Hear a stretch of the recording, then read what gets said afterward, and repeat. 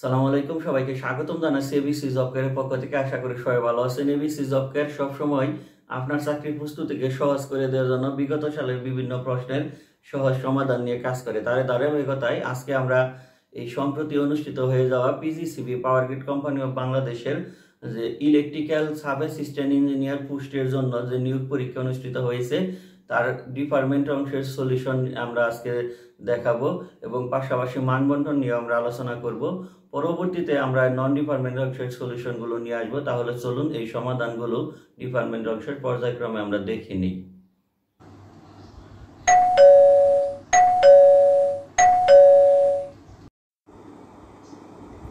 Power grid company of Bangladesh পিজিসিবির sub assistant engineer electrical নিয়োগ পরীক্ষা 2021-এর এক্সাম ডেট ছিল 24/9/2021, ভেন্যু বুয়েট, সময় 1 ঘন্টা, পূর্ণমান 100। তাহলে প্রথমে আমরা মানবন্টন সম্পর্কে একটু জেনে নিই।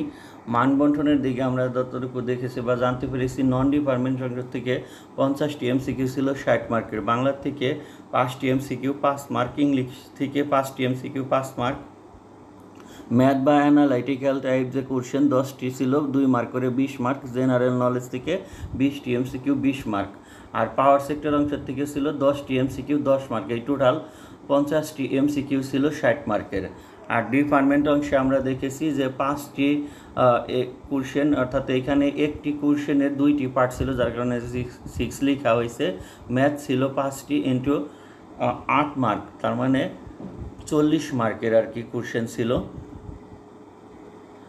তাহলে ডিপার্টমেন্ট অংশে আমরা সলিউশনগুলো একটু পর্যায়ক্রমে দেখে নিই। তো সলিউশনের পূর্বে বলে নিচ্ছি, এগুলো যেহেতু কালেক্টেড করা, মানের দিক দিয়ে একটু তারতম্য হতে পারে, তবে প্রশ্নের প্যাটার্ন এরকমই ছিল বা কোশ্চেনের ধরন এরকমই ছিল। প্রথমটা find the value of B, অর্থাৎ এটি একটি সিরিজ প্যারালাল সার্কিট, এই সার্কিটের বি এর ভ্যালু বের করতে হবে।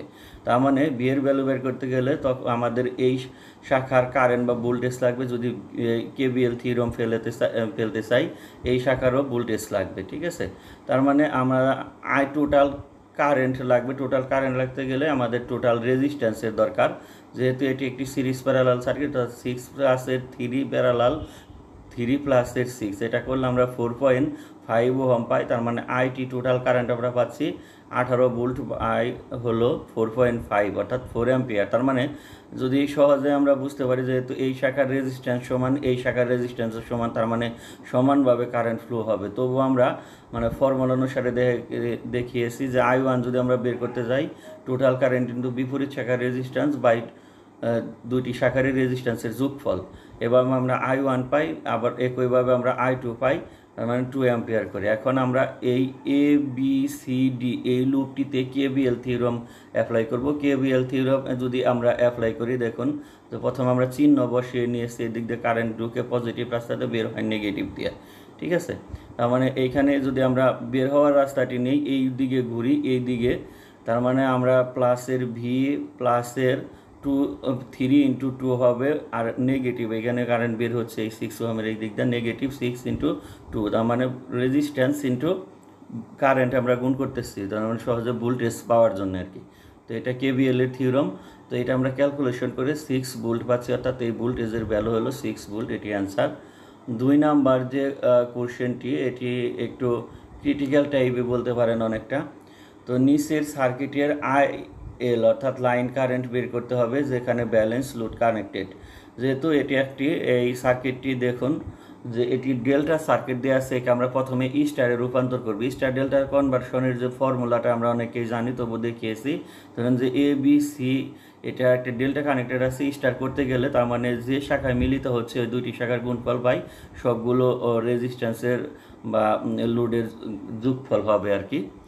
তো তার মানে আমরা এই জেড এর ভ্যালু যদি পাই, আমরা জেড যদি স্টারে নিয়ে আসি, যেহেতু ব্যালেন্স লোড, তার মানে একটা এখানে যদি নিয়ে আসি, দেখেন যে এই দুইটি মিলিত হচ্ছে, যে এখানে 906 × 906, দুইটি প্রান্ত ভাগ হলো 3টি, যেহেতু এই জন্য 3 দ্বারা গুণ করা হয়েছে, ঠিক আছে।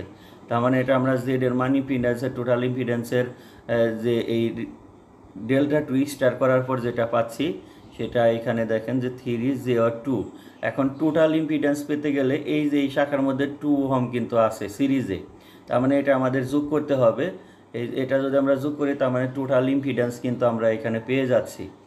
এই 2+এর 0 দিলাম, যেহেতু এটা রেজিস্ট্যান্স আছে, কোনো অ্যাঙ্গেল নেই, সাধারণ অর্থে সহজভাবে বোঝানোর জন্য। আর এইখানে স্টার করার পর যে আমরা লোড ইম্পিডেন্স পেয়েছি এটা যোগ করলে তার মানে 5-2 হচ্ছে। এখন এইখানে যেহেতু ব্যালেন্স লোড আছে, ভোল্টেজগুলো ব্যালেন্সভাবে আছে, এই জন্য অ্যাঙ্গেল দেওয়ার প্রয়োজন নেই আর কি, বইয়ে যেভাবে আমরা দেখেছি যতটুকু জানতে পেরেছি। তার মানে IL আমরা যদি পাই এখানে V/ZT, এখানে পেলে 40.8 অ্যাঙ্গেল অফ 21.8 ডিগ্রি, এটি হবে অ্যান্সার, এত অ্যাম্পিয়ার আর কি। তারপরে একটি অঙ্ক আছে, দেখেন এটা জেনারেশন অফ ইলেকট্রিসিটির অঙ্ক।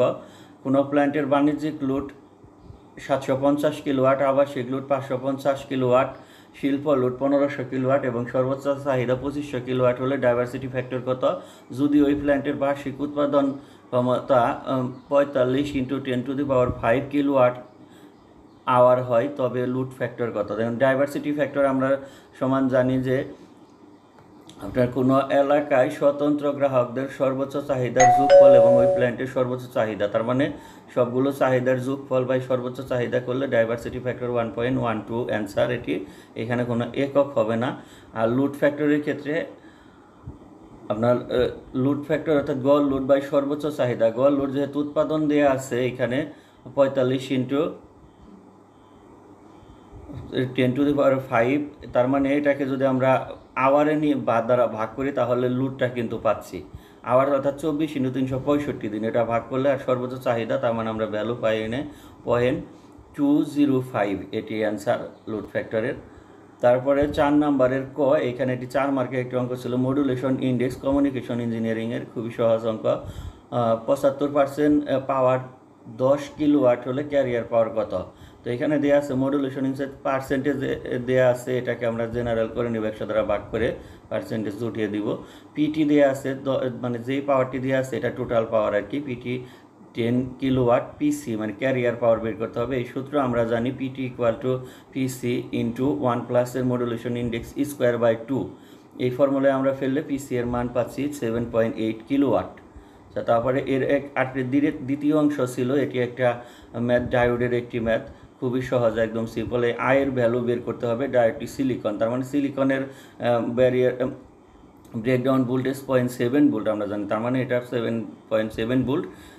এর আরআরিতে যেহেতু ভোল্টেজ প্যারালালের সমান, তার মানে 0.7 ভোল্ট, তার মানে এই শাখার এই রেজিস্ট্যান্সের আরআরিতে 0.7 ভোল্ট কাজ করতেছে। অতএব I = V/R, 0.7 volt by 0.7 kilo ohm, তার মানে ভাগ করলে 1 মিলি অ্যাম্পিয়ার, এটি অ্যান্সার।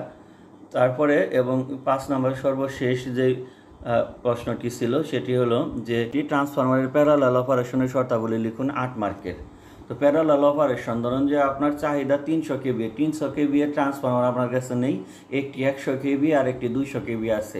এই দুইটি ট্রান্সফরমারকে আপনি একত্রে করে প্যারালাল করে তারপরে চাহিদা মেটানোর জন্য কানেক্টেড করলেন, এটাই মূলত আসলে প্যারালাল কানেক্টেড। এই ক্ষেত্রে কিছু শর্তাবলী অবশ্যই আপনাকে মানতে হবে, সেটা হলো যে প্যারালাল ট্রান্সফরমারকে পোলারিটি অনুযায়ী সংযোগ দিতে হবে, অর্থাৎ হাই সাইডে এবং লো সাইডে সংযোগ করতে হবে, মানে HT/LT দেখে সংযোগ এভাবে কানেক্টেড করতে হবে।